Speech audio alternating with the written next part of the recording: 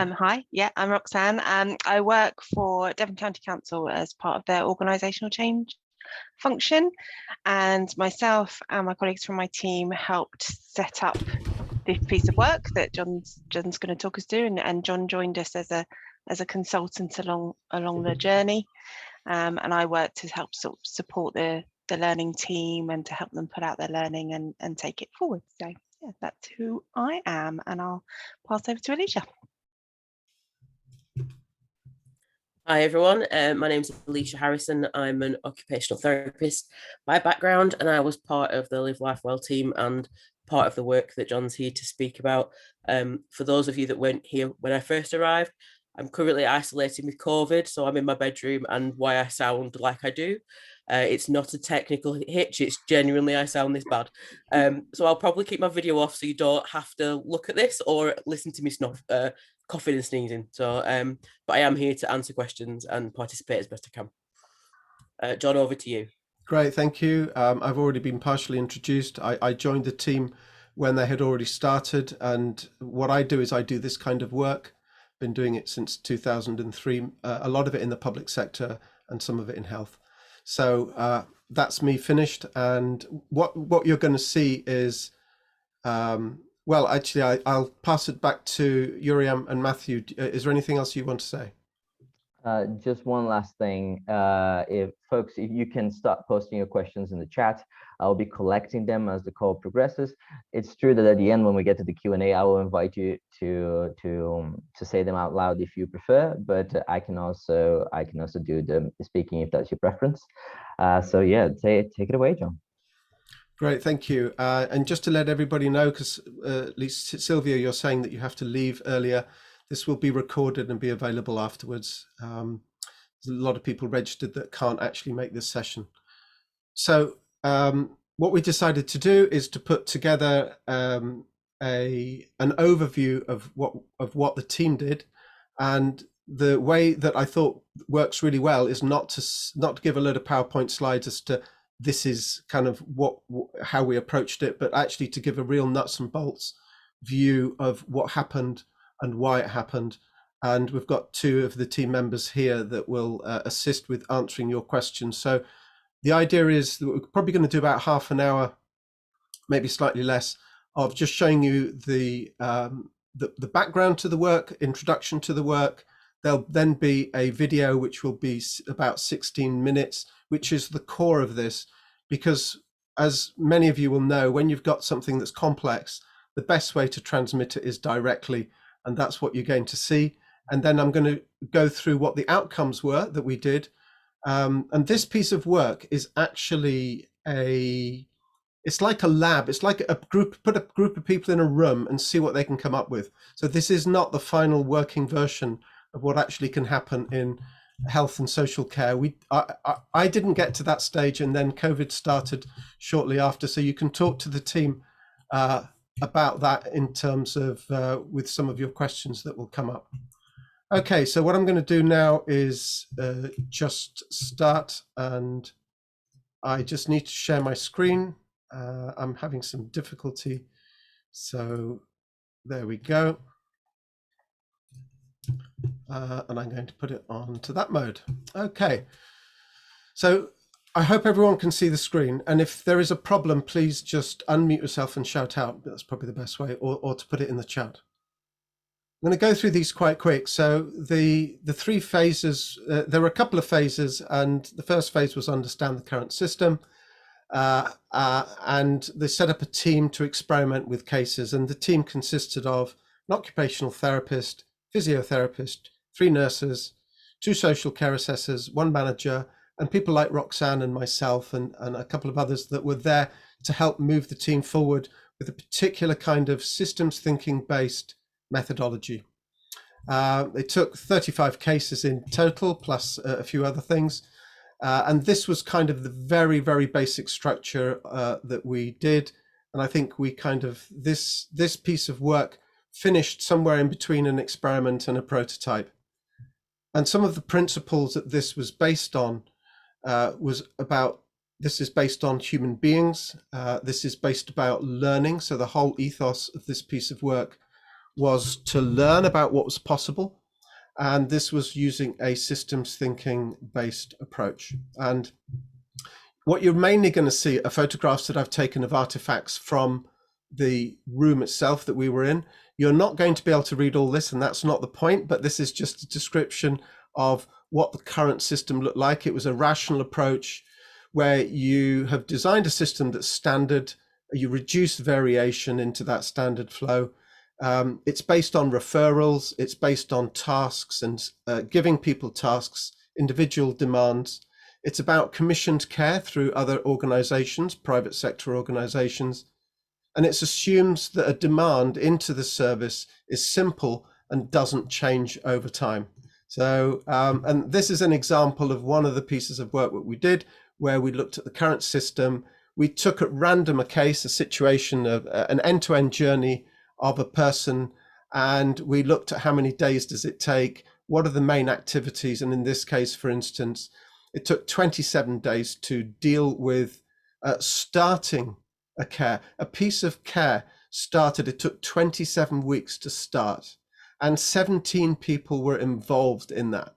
So that's the kind of approach that we were looking at. And one of the social care assessors that we had in the team, at the beginning, I remember he was saying that, well, you know, I do all this stuff when I'm on a phone call, and so what kind of stuff do you do? So, I don't know how to explain it. So, okay, why don't you sit with a flip chart and write down what's in your head when you take a phone call? And this was what was in his head, which makes no sense to anybody.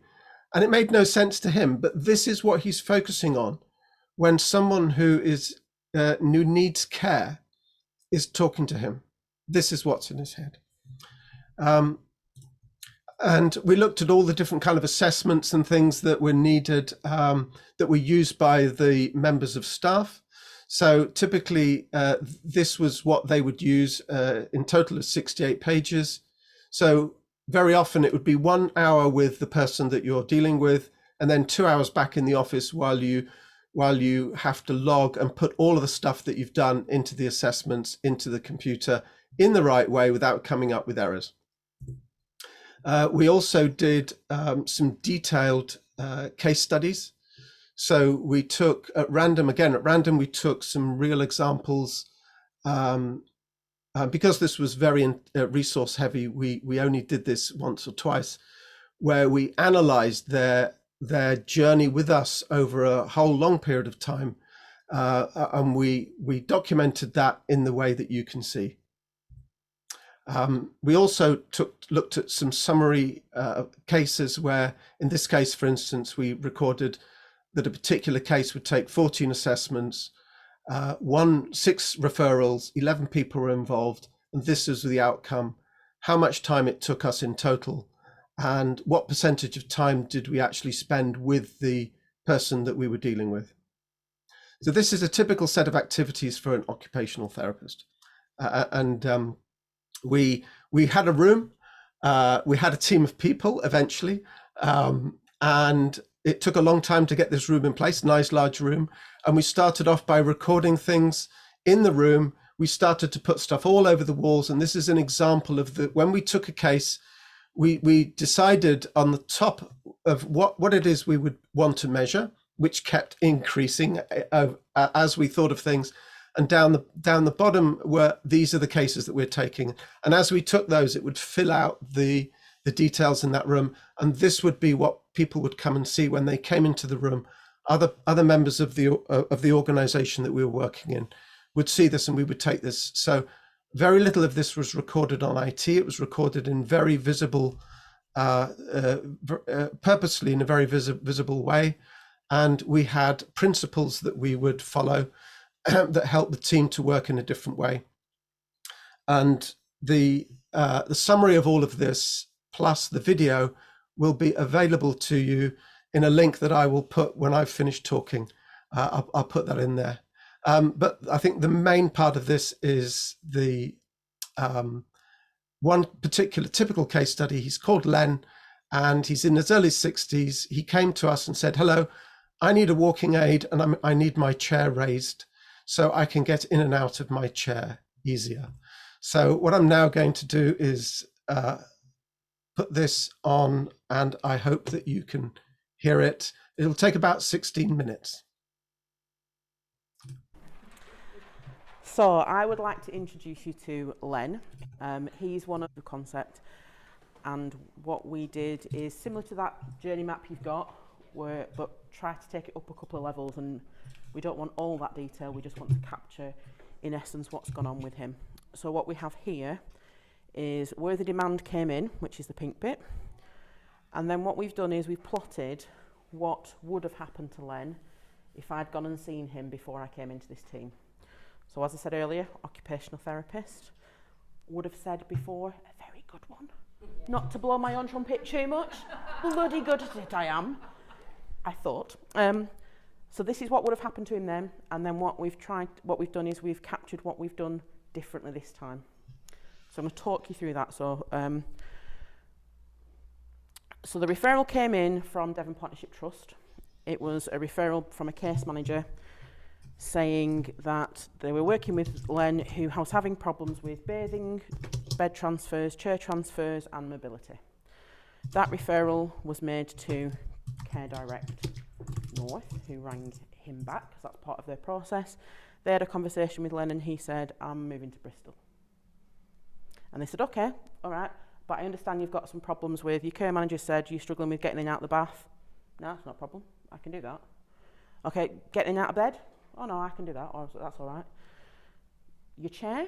Oh yeah, that's a bit of a problem, and that your walking's a challenge. Yep, that's true, that my walking's a bit of a worry to me. Okay, because there's mobility as part of this, that's not part of CDP North's remit, so that goes to the community rehab team, because we've got mobility as part of that. So it's at this point that we've intercepted that journey. So what would have happened is, if I'd have received this in my old team, I would have triaged the referral and he probably would have waited 9 to 12 weeks to be seen. At that point, I would have rung him and he probably would have said, I'm moving to Bristol, because he said that here. And I would have gone, brilliant. Really, how wonderful for you. Have a wonderful time in Bristol. Contact the OTs when you get there. They'll come out and they'll sort out any problems you've got. If I'd been a little bit more compassionate that day and gone with the, okay, that's fine, is there anything I can do in the meantime? Which I kind of like to think I would have done. I would have gone out to see him. So if he'd have said I'm moving to Bristol, possible discharge, move on to the next person, or I'd have gone out and seen him at home. Going out to see him at home, currently what happens in system is I have a wedge of assessments that I have to fill out. And they aren't OT specific, they are just the ones that the current system asks me to capture. So that's things around, we have a core therapy and nursing assessment, we have an A and a B, because apparently one's not enough. I would have checked all his medications across with what the GP had given him. I would have done an ND frat because there's a potential falls risk. That's one of our falls assessments. I would have checked all his conditions and diagnosis and made sure that they were on our electronic system. I would have captured all his social information. Where does he live? Why does he live there? And then I would have done a therapy assessment, which is very much focused on physical range of movement and function. That would probably have taken, I would probably done that about an hour with him, but there was probably about 2 hours of written work after that. From that assessment, having done those assessments so many times, I predicted that what I probably would have done is referred Len on for a fire safety assessment, because he lives in a rented house, and I'm always a bit sceptical that the landlords don't follow fire regs, so I would have got the fire brigade in to have a look at that. He wanted his chair raising, so I would have done that. That would have been a referral on to Millbrook, who are our retailers, to go out and do the work, which is that line there. I would have also referred him to the voluntary sector, because one of the things he mentioned was not having enough money. So benefits check, so that would be that line of work. He mentioned to me that he had problems with hearing and that he had problems cutting his toenails.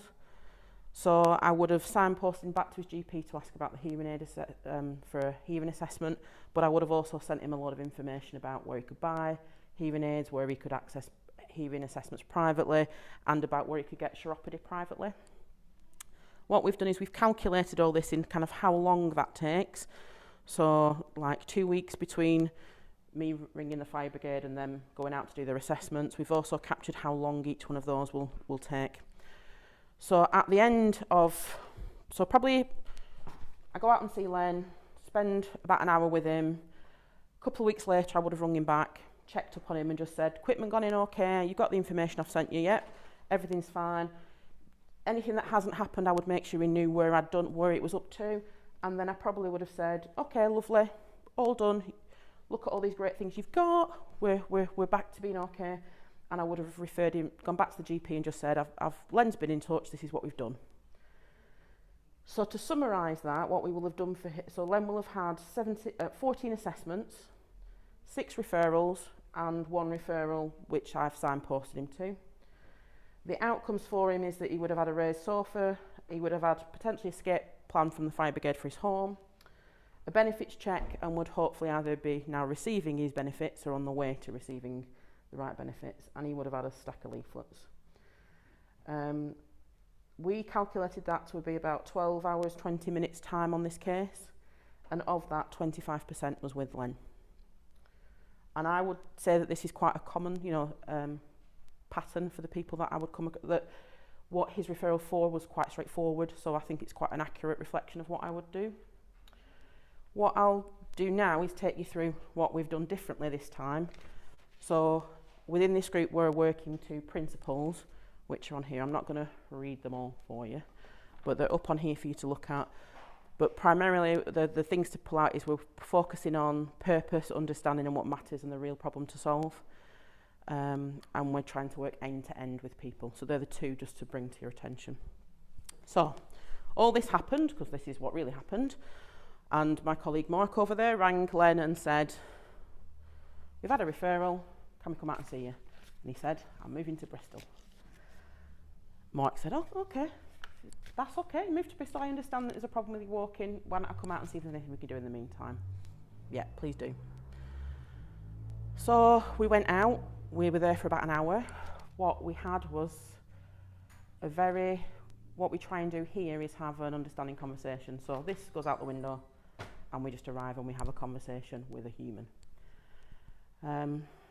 What Len's presentation, he was very chaotic in his thinking. There was a lot of information that he fired at us from all over the place. It wasn't structured like my assessment would have been. And Mark and I both left kind of like, what on earth is the problem to solve there? That is just, there's just so much to do. Where do we even start? Part of our practice, as you've already heard, is to go back and play back what we've understood.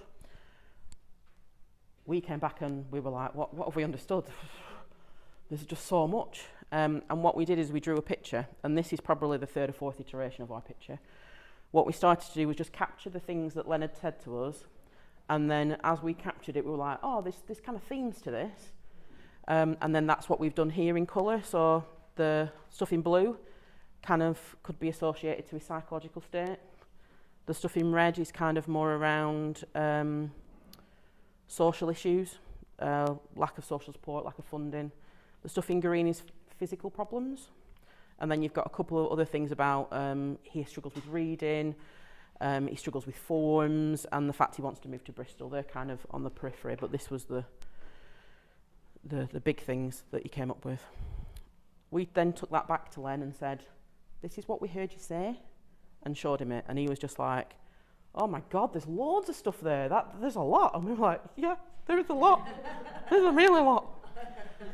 And he was like, well, no wonder my head's a bit all over the place. I was like, yeah, look at all this. What we've managed to do, I said, what we've done is we think we found some themes. What do you think?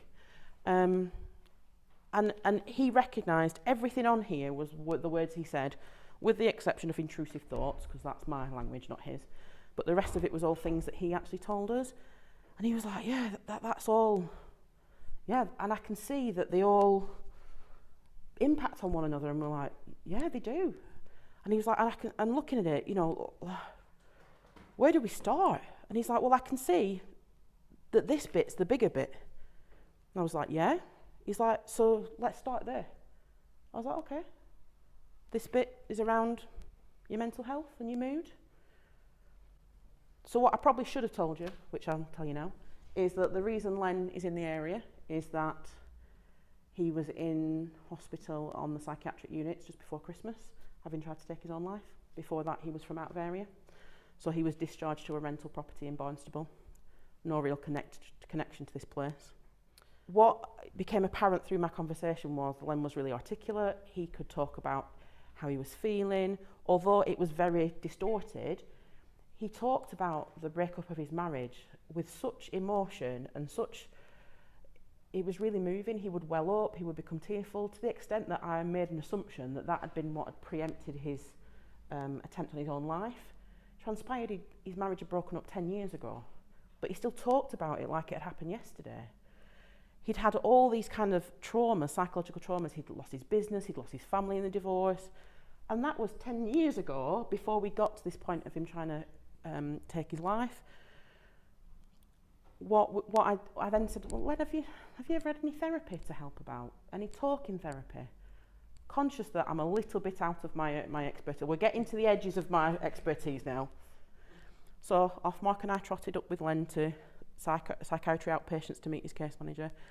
And we showed his case manager this, and she was like, yeah, I can see, that makes sense. It's not the only problem, but it's a big, let's refer you through for that. The other thing that Len had spoken about, as I've pointed out, is Bristol. I'm moving to Bristol. One of the conversations we had with him is, when he'd talk about Bristol, we were like, okay, so you're not from Barnstable, are you from Bristol? No. Okay, why are you moving to Bristol? I've got a house there, I've got a flat there. I bought it when I got some inheritance, and I bought it as an investment, and I haven't got anywhere now, so I need to go back to Bristol.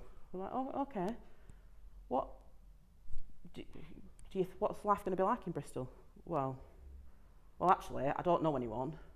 I don't know what the house is like. I don't know if it's going to be suitable for my needs. I don't know. I don't even know where the bus stop is. I don't. Yeah. And we were like, okay, I have to move to Bristol. That's where I'm going. We were like, okay, just. And we made that visible to his case manager. And when we all sat down to meet, the first thing she said was, like after the hellos, was, Mark and Alicia have mentioned that Bristol might not be a good move for you. And he was like, no, it's not. I'm not moving there now. Me and Mark were like, he's like, no, I'm selling that. I'm selling the flat. I'm staying in Barnstable. Barnstable's the right place for me to be. I'm getting a life together here. So what we did is we agreed that the case manager would refer him on to talk therapy. And from our point of view, all we've done is kept a relationship open with him. So I text him every couple of weeks just to check in, see how things are going. That has led to another visit because his mood had dropped, and he hadn't rung his case manager, but he'd spoken to me, so I went back out again. But he's still on the waiting list for talk therapy because that's about 20 weeks. The flat in Bristol is on the market, and he's starting to look for properties here. So if we summarise our input like we have done before, Len's had one assessment, one referral. He's met 3 people. That's quite important for Len because of his, not because of his mental health background, but one of the things that he seemed to think he had to do was tell everybody his story when he met them. So when we went in, what we got was that all disjointed and all over the place, but we got the fact he tried to kill himself, the fact that he now couldn't drive, and how all that had impacted on him. But he also found it quite distressing telling people he got to the point where he wanted to take his own life. So to meet 11 people and feel that you've got to repeat that story, I think is quite significant. So his outcomes in the way we're working now is he's not moving to Bristol, he's had a referral to talk therapy, and we're just keeping an ongoing relationship with him. At the point of we did this piece of work, it had been 6.5 hours that we'd spent with Len, and out of that 80% had been with him. And what matters, because that's one of the things we're looking for, is he wants to connect with people.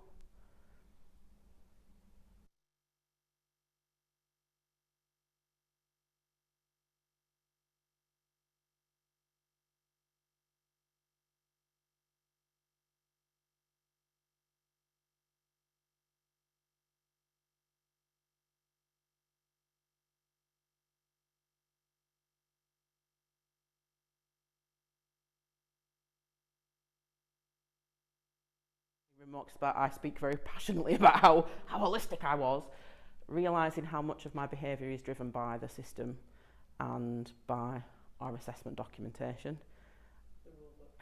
And if you'd have asked me, did I have an understanding conversation 12 months ago, I would have said yes. I would have said yes wholeheartedly. I would have said, don't you dare tell me I do not have an understanding. I know my patients. I'm an occupational therapist. Don't tell me I don't know who they are.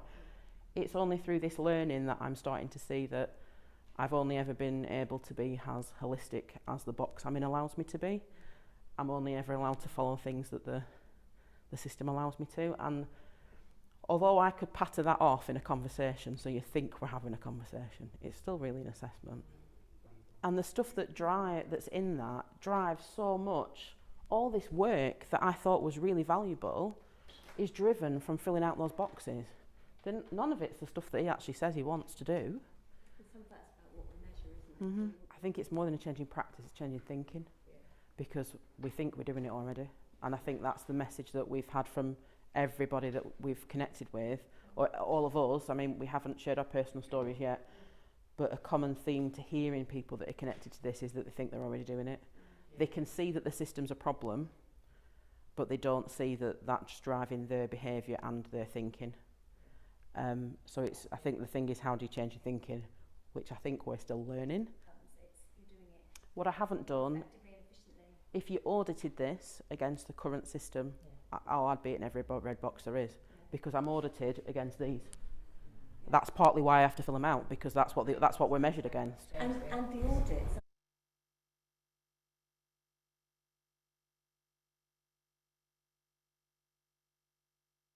Oh, you muted. Hi there, that was the end of the video. It just carries on slightly, but I wanted to stop there. So I just want to say right at this point, thank you for Alicia. She did this a while ago, but she's here now probably cringing. But I think most of you would recognize what a fantastic storytelling presentation that was. Okay, so we're just going to carry on for a bit to look at the outcomes very quickly. And then I'm going to move to answering the questions. Oh, heck. Hang on a sec. This wasn't the right thing. Hang on. I've got to just go to the right slide. There we are. Right. So these are some of the things that we learned from taking 35 demands, that 66% of the real demands were different to what was actually recorded on the system when we actually looked at it like we did with Len. 50% of people had no idea that they'd been referred. So when we actually contacted them, they kind of like, hang on, what's going on here? And in all the cases that we looked at from the referrals that came into us, we had no true understanding of what the real problem was to solve. And this is an example of the analysis. There was one person in the team that spent almost all of their time just analyzing what we had done. So they split it into what we called night and day. Night was the current system and day was the way that we did it in this new work. So we went and we analyzed what would have happened if we'd done it in the normal approach. And this is an artifact that we had up, which I'm going to put now and talk about in numbers. The number in all those 35 cases, the number of assessments went down 64%. The number of people involved end to end went down 32%. The number of referrals that we had to do went down 41%. The face-to-face time as a percentage of total time increased from 46 to 60%. And the estimate of the demand returning back into the system, if we had done it in the old way of working, we think that 71% of that demand would have come back in as new demand. With the current way of working, we think that with the way that we were connecting with them, that we'd actually solved the problems that they had, and we were still connecting with them if they still had those problems. So we thought that they wouldn't come back as a new demand. And the total number of hours that we spent on the cases was reduced by 14% because we didn't have all the other overheads that we would have done in the current system. So what we worked out was that approximately half of the activity that we do in the current system may not be directly helpful in solving the problems for the people that we're here to deal with. And this is an example of where we had those artifacts up on the wall, and we would do feedback to leaders, as you saw with the video. And I put a thing on the chat. We didn't do any reports. We refused to do reports. We asked people to come to the room, and we spent a lot of time, the team spent a lot of time talking to them and showing them rather than writing a report. I don't think we did one report, and that was a key to the communication about what the team were doing. So I think this is the point where I shut up and hand it over to some of the questions that that Roxanne and Alicia can answer. So that's what I'll do now. Oh, you muted yourself right at the end, John. Oh, we didn't hear your last sentence, but I suppose that this is the Q&A. Okay, so folks, we're gonna organize this as we normally do. Please use the raise hand function, which is in the reactions button on Zoom. But before we get to those, I have two questions that were asked during the chat, so I'm gonna invite those two people to say them out loud. If you'd rather me say them out loud, just write in the chat and I'll do it. So the first one is from Claire Smith. Claire, would you like to ask your question? Yeah, thank you very much. I'm just really interested in how you initiated that sort of first conversation. It was really interesting that you got so much information, which you then mapped into the themes around social care and everything, and mental health needs. But I'm interested in whether you had any specific questioning technique or how you got that conversation going and managed to get so much from Len, and whether you used a similar sort of questioning approach with all your cases. So thank you. Guessing that one's to me. So I don't think we followed a specific, because we were a specific questions, because we were really trying to get away from being led. We just kind of went in and were curious, asked open questions. I suppose you could say we took a coaching style in the fact, but we very much talked about the conversations we had with the people we met as conversations you'd have with a stranger on the bus. So it was just like, tell us about yourself, what's important to you. And then depending on what they said, we would let them lead the conversation. And that's kind of, I think, well, that's the approach that we practice with one another. And then we would do that with the people we met. And then we would come back and debrief with initially with another member of the team to check that, you know, if there was, as we repeated the story, we would see if there was any bits we'd missed. And then as our practice improved, we did the debrief less and less. I'm not sure if that answers your question, Claire, but yeah, there was no formal type follow. It's just so in my brain, I just want to be led by, there's been a problem here, and I suppose he was able to you know, really tell you a lot about his needs. And did you have any sort of question that said, you know, do you know why we're here, or do you, is there anything you want from us, or that sort of thing? I think we started off by saying how we got his details, but that was about it. We also explained that we were part of a prototype team, so where we'd pick the referral up from and just ask, could we just go out and see him, and that was kind of it, really. The rest of it was completely led by him. And there were, I mean, that's specifically Len, there were other people that we met that, you know, we met some people who were very clear on what we were there to be, you know, you've come because I want this. And then that's what we did. We let them lead the conversation. As John's pointed out, though, quite often the information that what we learnt was the information that people had been referred through for was very often not what they actually needed the help with. Yeah.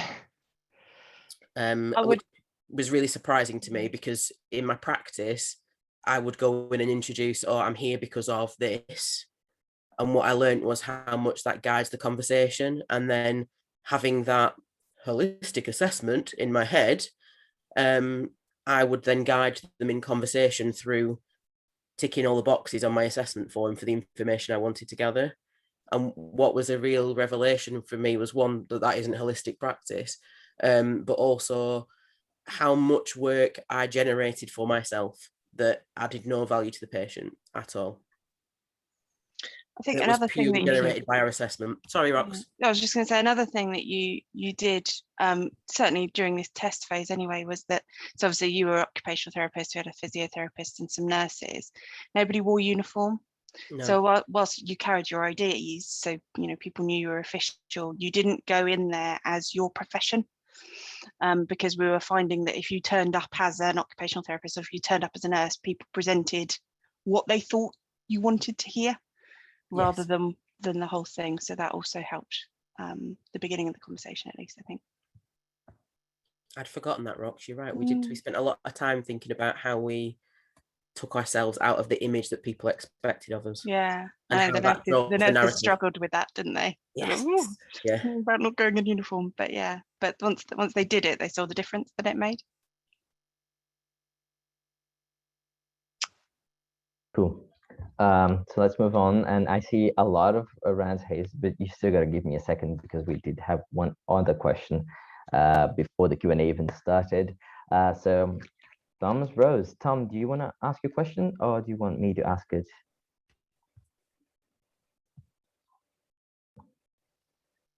You ask it, please. Sure.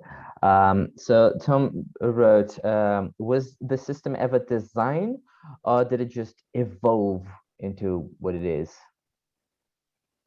Shall I take that one? So I would say evolved. I don't think anyone would ever sit down and design that system.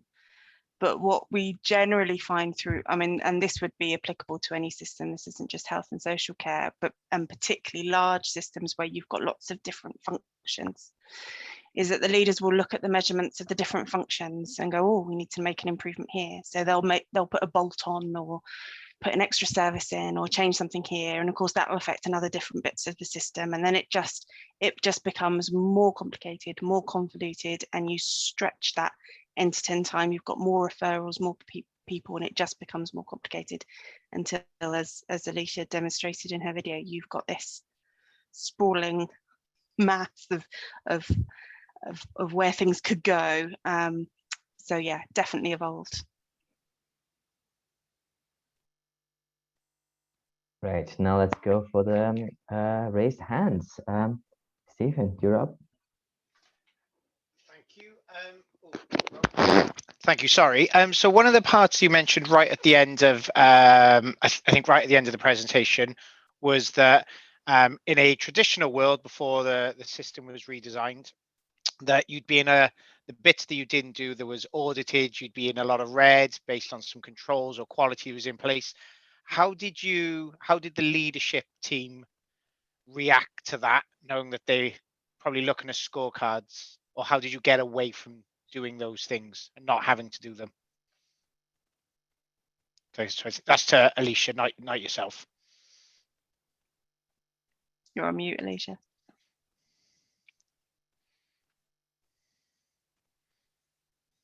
Sorry, I'm on mute. You're on mute. Sorry. I was just saying, Stephen, it didn't go down well at all. They were very anxious about moving away from those traditional measures. And what we learnt was that one of the big pieces of learning for me from a leadership point of view is that really what leaders pay attention to, your staff then pay attention to, and then drives behaviours. So we spent a lot of time trying to look at what is it we really want to measure. Because while we're measuring, so for example, while we're measuring length of stay, that doesn't actually necessarily tell us the quality of someone's input. Or if we measure how long someone's treatment is alone, that doesn't give us a standard around quality or whether we've met what the patient actually wanted.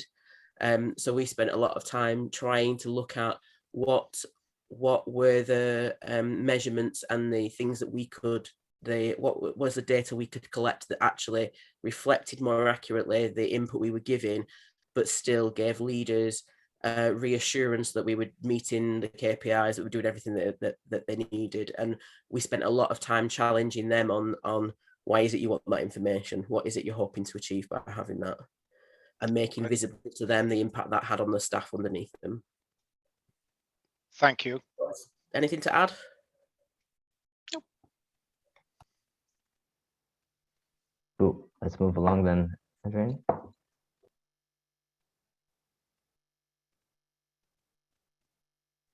Sorry, was that me?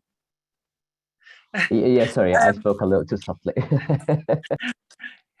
Really great case study and very supportive of the systems thinking approach. But one thing that kind of wandered through my brain was when Alicia mentioned about in the old world, she would have contacted the fire service, and that kind of to get them to come and do an assessment and all the rest of that. It kind of chimes with elements of my work. I'm a respiratory network manager, and one of the things that we try to do is have a very brief conversation with every patient that we come across about their smoking status, because we know that obviously giving up smoking can be significantly beneficial, not only to their health, but to their finances and a whole load of other things. And so I just wanted to ask the team how they would approach that kind of thing. Would you have waited for the patient, the person, to say, actually, I'm thinking I ought to give up smoking? Or would you have attempted to weave that kind of a conversation, you know, that kind of a question into the conversation? Just interested. I think we would have let the patient lead it. So it would have been, because if it isn't important to them, we wouldn't have looked at it. So I understand what you're saying about the fact that we know that the stats and things are important, but I also have lots of experience where I've tried to push my agenda on a patient, and sometimes that causes disengagement, particularly with something like smoking. You know, as a health professional, if you go in and mention smoking, people roll their eyes and instantly disengaged. It's been my experience. So I would very much let it come from them, and as and when it became it, because sooner or later it's likely to come up in conversation as you build that relationship. Thank you.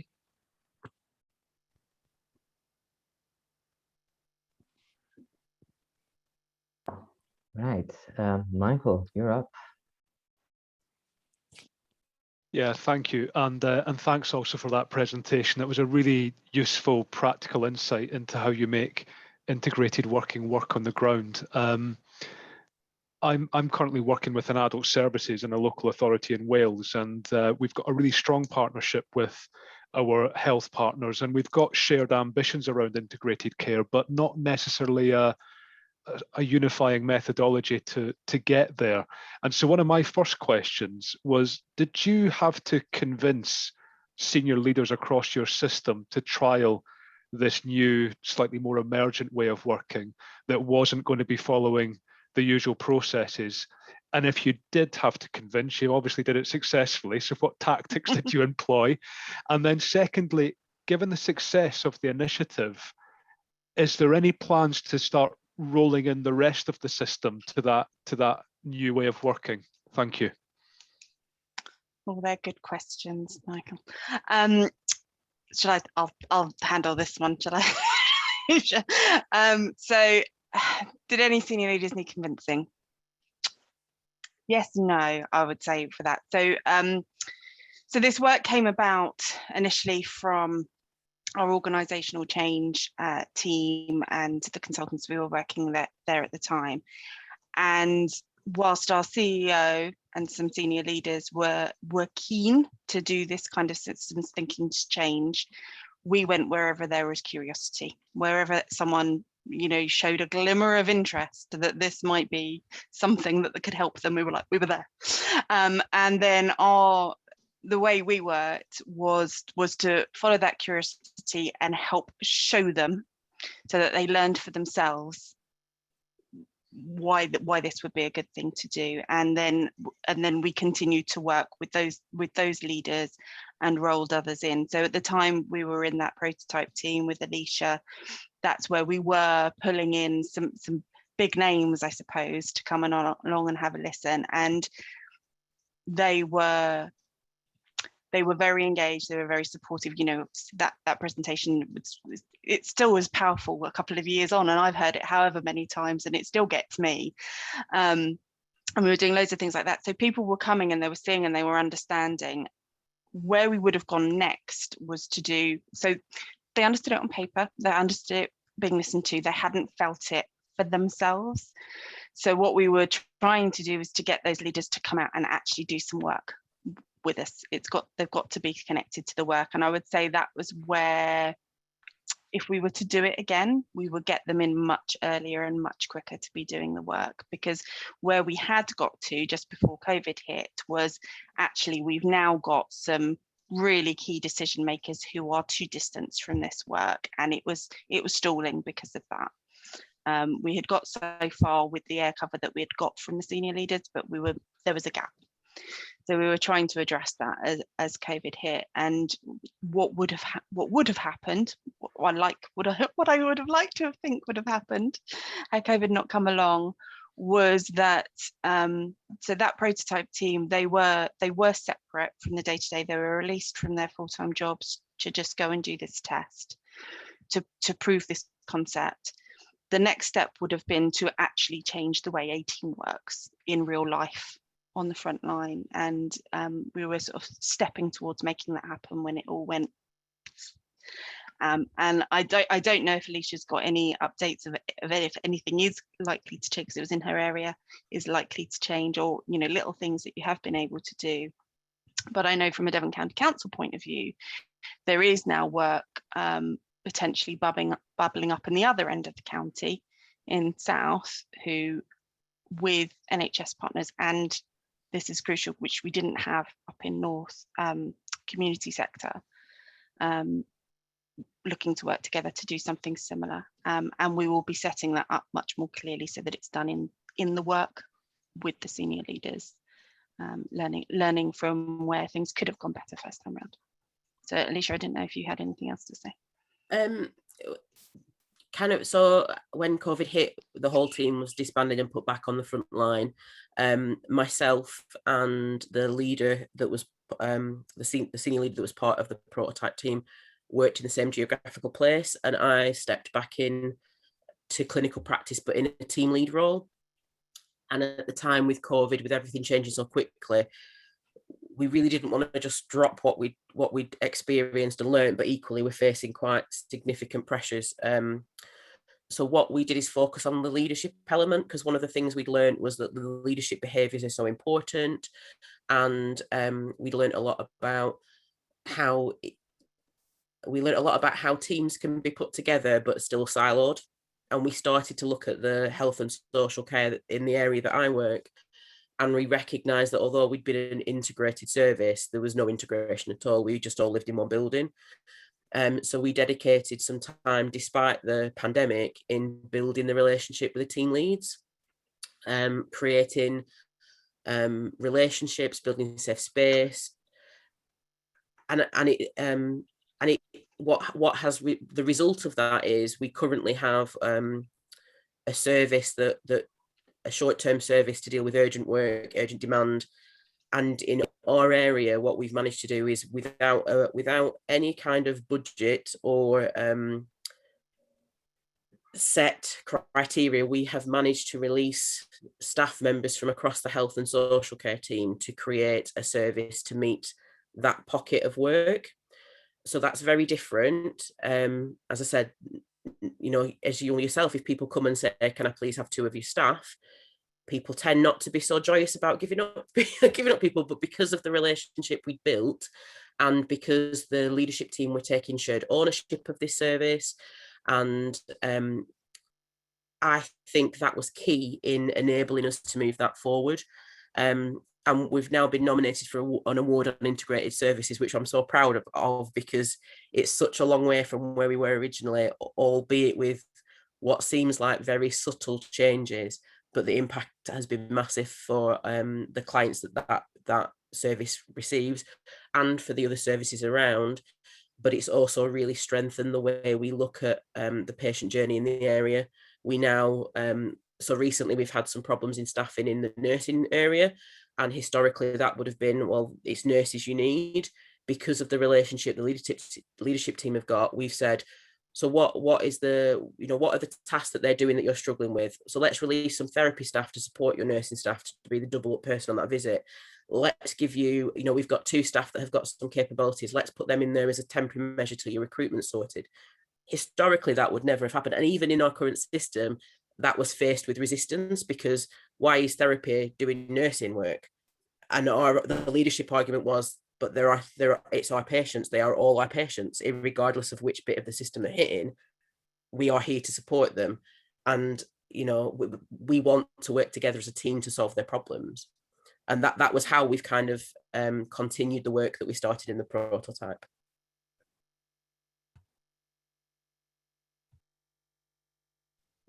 Grand. I think Michael hit the bullseye here, because as soon as he asked, a bunch of hands were lowered from the Q&A. Andy, you're next. Yeah, I would agree with Jorim. Michael hit the bullseye, and he kind of asked the question I wanted to ask. So I'll make part an observation and part a question. I think, having worked a lot in healthcare and coming to social care and listening to this case study, and I've known John for some time, and Alicia, I've been circulating your video around the system as much as I can. An observation that's really interesting is, although we care, once we put in large numbers of people and into a caring profession, there's always this instinct to find process and forms that sort of can document and structure that care. And there's this difficult balance between building the process that can deliver a coherent and consistent level of care, and then over-egging the bureaucracy and the assessments so that we create a giant sausage machine which stops caring. And there's a kind of paradox that we over-processify, if you like, our care. We stop caring because we're now feeding the machine rather than listening to it. And your case study is a brilliant example of how we can see would tend towards seeing the care as being something that our assessment forms provide us the tools to see, and then in doing so we lose sight of the person. And what you've outlined is a really powerful way in which we can reconnect with why we're there and what we're trying to do. So my question, I guess, was going to build on what Michael was saying, which is, you've got really powerful insights here about what really matters, and a sort of corrective to how we think about the delivery of care that's truly speaking to what matters to people, and there's huge financial and care benefits from it. How can we as a group support you and the system in scaling this insight more widely, not just to your own management, but more widely across the system? Because there's gold here, and it's in a tucked away in a small corner of the country, and this needs to get greater visibility and a conversation about what is it that we need to do to improve care, to really become patient-centered. It's not just about polishing our existing processes and assessment forms. It's about rethinking about how we get to what really matters to people and organizing services around that, which you've so beautifully laid out. How can we systematically reconnect with that project and bring that to a wider audience? I don't know if you've got any thoughts on how we can help you, on how we can help each other in expanding that.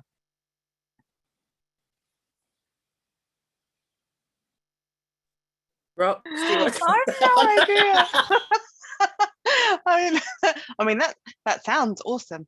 I don't know. I don't know if that's actually more one for John to answer, as he's the one that's been out there with this and telling our stories. Well, I've had this question for a very long time, because I think this is the most important thing, is to take the learning that individual groups are doing. And there are some people here that are doing really great work as well. The first thing to do is to make it known, make a case study, make a video and do it in this kind of way where it's about storytelling and about the real thing. Don't do a polished presentation slides that you have to read, and by the halfway through you just got so many long words in there. Put on webinars, and the real answer to this is we need leadership. We need leadership in the hierarchies of the NHS and the public sector, local authorities, to be able to answer that question. The ball is in their court. So if anyone here can help make that happen, we can use examples like this where people can effectively jump into a minibus and go and visit places that are doing this and learn from that, rather than keeping on reinventing the wheel. And this is what I'm desperate to do, and also to understand the methodology behind it. So there is methodology behind this that is potentially different to how we normally do change in organizations, and that also needs to spread as well. So it's not a direct answer to this, but it's what I'm able to say anyway. Thank you. Yeah, and I think the thing that I agree with, obviously, what John said, but I saw someone put in the comments about leaders being brave, and I think that's one of the things that I found really important at the minute, is proving a challenge for me progressing what we're doing at the moment. Is there's nobody making it safe in the system for us, because our service lead is off. We've been left, and it feels like what I observe is senior leadership in the organisation is very much in line with this thinking, and there's people like me kind of at the bottom of the ladder that are connecting with it, and then there's a huge trench of people in the middle that are still being driven by system, and I see people connect with it and go, oh, that's a really good idea, and then shift back into systems thinking. So it can feel very much like, in my position, that I'm at battle with them in trying to get them to see this is how we action the system thinking that you're saying you want us to do. I need you to hold the space for us to give this a try, and that's quite difficult. I see people really struggle with holding that.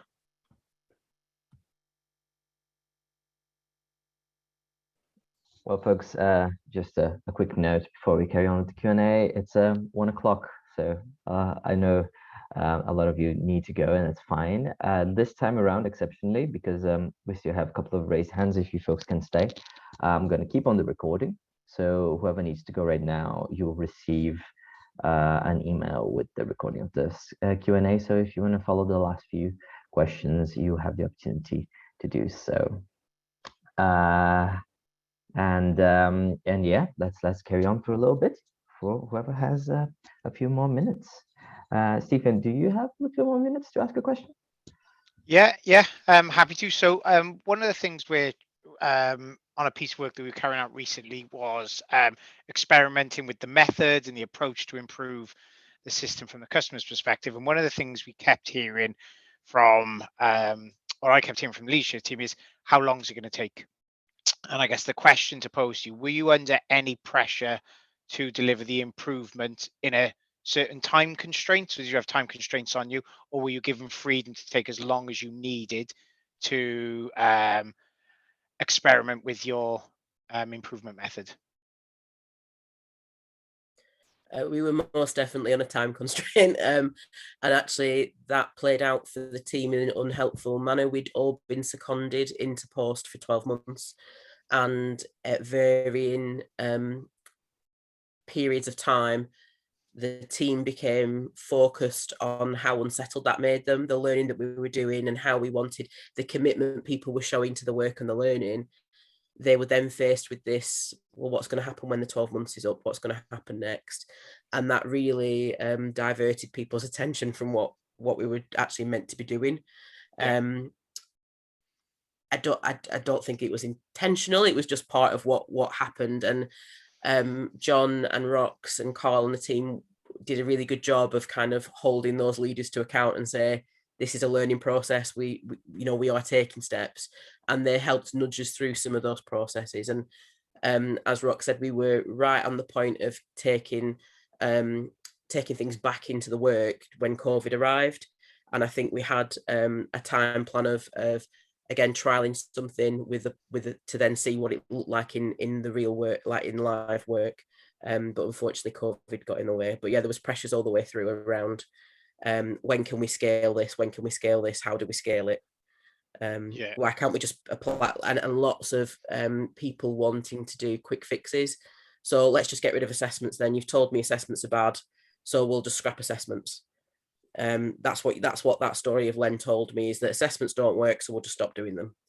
And we really had to hold the space and be, that isn't what we're saying. This is about all you're doing then is changing a service without really understanding the system and how it works. Yeah. John, Rox, I don't know if you want to add anything to that. The leadership element is the most important, because that's the one that's going to make or break this. That's going to be the one that's going to do this. But it requires a different kind of leadership that many people in senior positions are uncomfortable with. And by doing it with a particular approach, step by step, that fear should go. It's based on evidence. It's based on slowly emerging with an outcome that will actually work for that organization. And it might be different to what another organization will do. That element was it wasn't the one that took the most time, but it was by far the most important. So yeah, that's my input to this, I think. Thank you. Karen, you're up. Hi, I'd put a question in the chat. I think you've answered it, Alicia, about did you have senior management cover who helped fight the battles? Because I imagine you upset quite a lot of other services and people in the organisation. So I think you've answered that. And for me as well, it's about the learning. So in Scotland, so I work for Healthcare Improvement Scotland, and we've been working alongside Toby Lowe to help launch the recent toolkit around the practical guide for the curious about implementing experiments and things like this.